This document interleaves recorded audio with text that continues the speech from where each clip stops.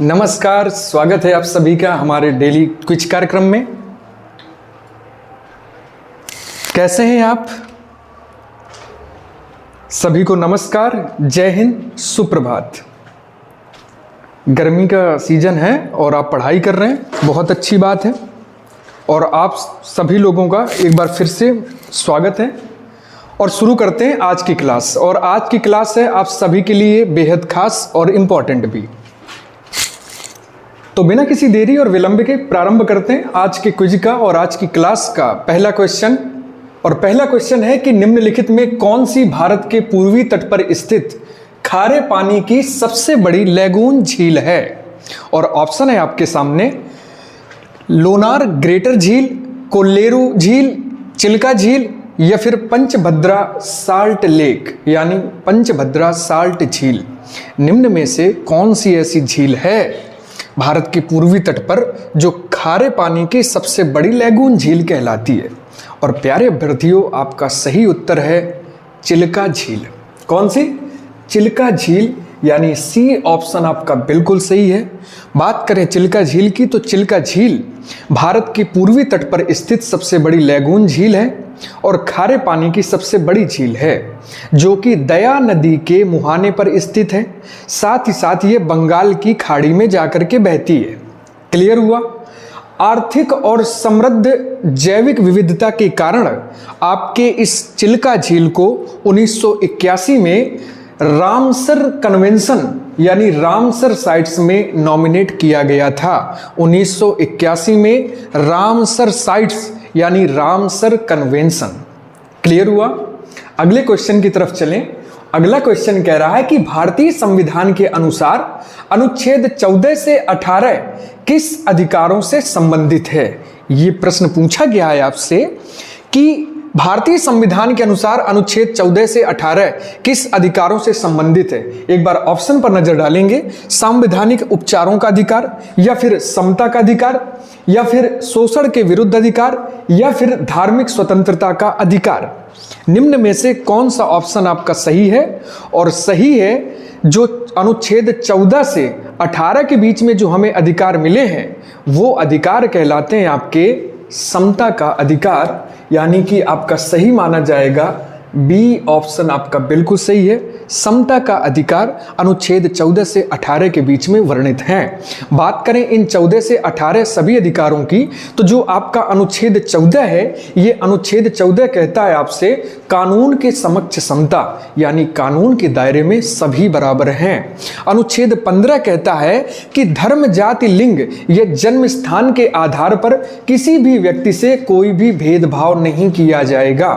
अनुच्छेद 16 कहता है आपका कि सार्वजनिक रोजगार के मामले में अवसरों की समानता सभी को होगी।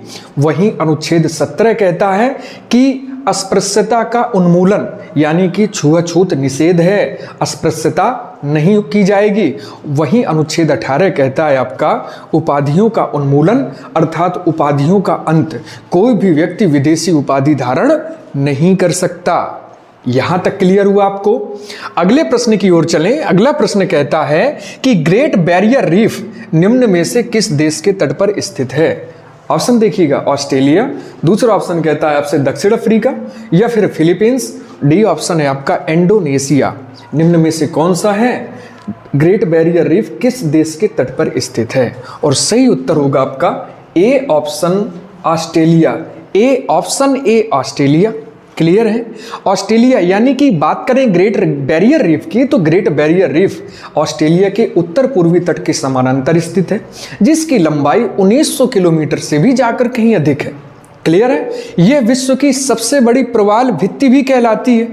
ठीक है, प्रवाल भित्ति आप जानते होंगे, आपने चूंकि जियोग्राफी में पढ़ा भी होगा इसका, और स्पेशली आप इसको समुद्र विज्ञान के दायरे में लेकर के पढ़ते हैं। क्लियर है? तो सबसे बड़ी जो प्रवाल भित्ति है वो आपकी ग्रेट बैरियर रीफ मानी जाती है, और ग्रेट बैरियर रीफ आपके ऑस्ट्रेलिया के उत्तर पूर्वी तट के समानांतर स्थित है। सबसे बड़ी प्रवाल भित्ति भी है और यहाँ पर कम से कम 400 से भी कई ज़्यादा 400 प्रकार की प्रवालें पाई जाती हैं यहाँ पे आपके ग्रेट बैरियर रीफ में। यानी कि यहाँ से अगर कोई दूसरा सवाल इसी को तोड़ करके बनाया जाए कि सबसे बड़ा प्रवाल भित्ति कौन सा है विश्व में, सही आंसर होगा आपका ग्रेट बैरियर रीफ। क्लियर हुआ? अगले क्वेश्चन की तरफ चलें। अगला क्वेश्चन कहता है कि ऐसी अर्थव्यवस्था जिसमें निजी क्षेत्र और सरकार दोनों हो क्या कहलाती है? ऐसी अर्थव्यवस्था जिसमें निजी क्षेत्र और सरकार दोनों हो क्या कहलाती है? देखिए ऑप्शन, मर्ज्ड अर्थव्यवस्था, आउटक्रॉस्ड अर्थव्यवस्था, मिश्रित अर्थव्यवस्था या फिर हाइब्रिड अर्थव्यवस्था जिसमें निजी क्षेत्र और सरकार दोनों हो। ऐसी अर्थव्यवस्था, ऐसी इकोनॉमी क्या कहलाती है? और आपका सही उत्तर होगा मिश्रित अर्थव्यवस्था। मिश्रित अर्थव्यवस्था का अर्थ होता है ऐसी अर्थव्यवस्था जिसमें निजी क्षेत्र और सरकार दोनों शामिल होते हैं, मिश्रित अर्थव्यवस्था कहलाती है। यानी कि यह मिश्रित अर्थव्यवस्था एक ऐसी प्रणाली है जो पूंजीवाद और समाजवाद दोनों पहलुओं को आपस में जोड़ती है। पूंजीवाद और समाजवाद दोनों को आपस में जोड़ती है। उदाहरण स्वरूप अगर हम बात करें तो जैसे आपका भारत हो गया, इंग्लैंड हो गया, फ्रांस हो गया, ब्राज़ील हो गया, क्लियर है? ये जो सभी देश है ना, ये मिश्रित अर्थव्यवस्था को लेकर के चलते हैं, यानी इन देशों में मिश्रित अर्थव्यवस्था पाई जाती है। क्लियर हुआ? अगले क्वेश्चन की तरफ चलें तो बिल्कुल छोटा सा क्वेश्चन है, देखें।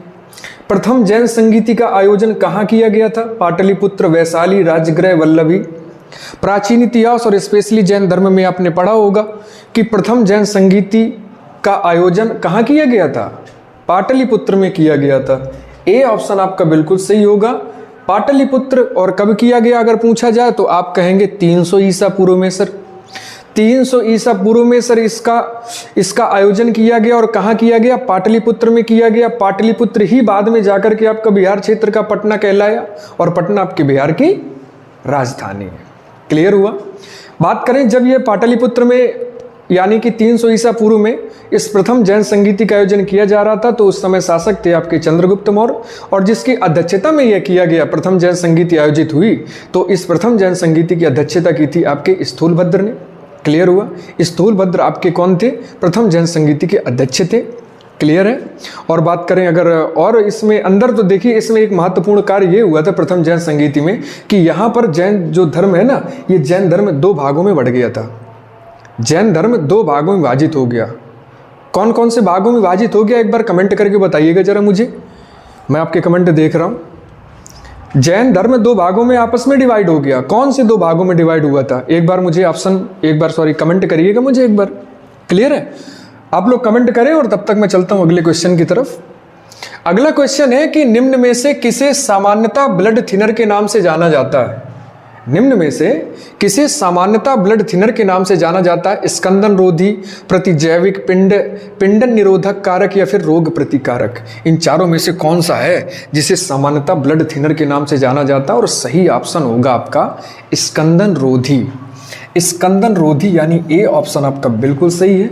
स्कंदन रोधी का अर्थ होता है कि देखो, रक्त को पतला करने की जो दवाएं होती हैं, मतलब जो रक्त का थक्का बनने से रोकती हैं या रक्त को बड़ा होने से क्या करती हैं? रोकने में मदद करती है उनकी। तो सामान्यतः इनको ब्लड थिनर के नाम से जाना जाता है। यानी कि कुछ ऐसी दवाएं भी आती हैं जो ब्लड को क्या करती हैं? थक्का बनने से रोकती हैं, उन्हें जो पतला कर देती हैं उन्हें ब्लड थिनर के नाम से जानते हैं। क्लियर हुआ? वो आपकी स्कंदन रोधी दवाएं कहलाती हैं। ठीक है? वो आपके एंटीसेप्टिक और ये सब ये एंटीबायोटिक ये नहीं कहलाती, वो आपकी स्कंदन रोधी कहलाती हैं। क्लियर हुआ? स्कंदन रोधी जो थक्का न जमाए। क्लियर हुआ? अगले क्वेश्चन की तरफ चलें तो देखिए, निम्नलिखित हड़प्पा स्थलों में से किसमें कब्र में 2 लोगों के शव पाए गए? और सही ऑप्शन होगा आपका लोथल। क्या होगा? लोथल। डी ऑप्शन आपका बिल्कुल सही होगा। यानी कि लोथल आपके गुजरात क्षेत्र में, भारत के गुजरात क्षेत्र में भोगवा नदी के किनारे स्थित, जिसका पुरातात्विक खनन आपका 1954 में श्रीमान रंगनाथ राव द्वारा किया गया, लोथल का। ठीक है? तो लोथल क्या है कि लोथल जो है तो एक हड़प्पा स्थल है, भारत के गुजरात क्षेत्र में पाया जाता है और गुजरात क्षेत्र के स्पेशल दक्षिणी शहरों में से एक है। भोगवा नदी के किनारे स्थित है। 1954 में इसका उत्खनन रंगनाथ राव द्वारा करवाया गया। तो लोथल में जो कब्रें मिली हैं साक्ष्य के तौर पर, उनमें युगल सवाधान के साक्ष्य पाए गए हैं। युगल सवाधान का मतलब कपल, यानी दो लोगों के समाधान के साक्ष्य मिले हैं, जिनको प्राचीन नजरिए से देखा जाए तो सती प्रथा से जोड़ के रखे देखा जा रहा है, मतलब अकॉर्डिंग टू इतिहासकार। वैसे भी आपकी सिंधु घाटी सभ्यता केवल इतिहासकारों के मतों पर आधारित है, न कि स्पेशल और कोई विशिष्ट साक्ष्यों के वजह से। क्लियर हुआ? तो लोथल में आपके युगल समाधान पाए गए, यानी दो लोगों के शव पाए गए। अगला क्वेश्चन है, संविधान के प्रत्येक पृष्ठ की सीमाओं का डिजाइन और कलाकृतियों को सजाने का कार्य किसने किया? श्री सैयद हैदर रजा, श्री नंदलाल बोस, श्री जयमनी राय या फिर श्री प्रेम बिहारी नारायण राय जादा? कौन है? तो सही उत्तर होगा आपका श्री नंदलाल बोस।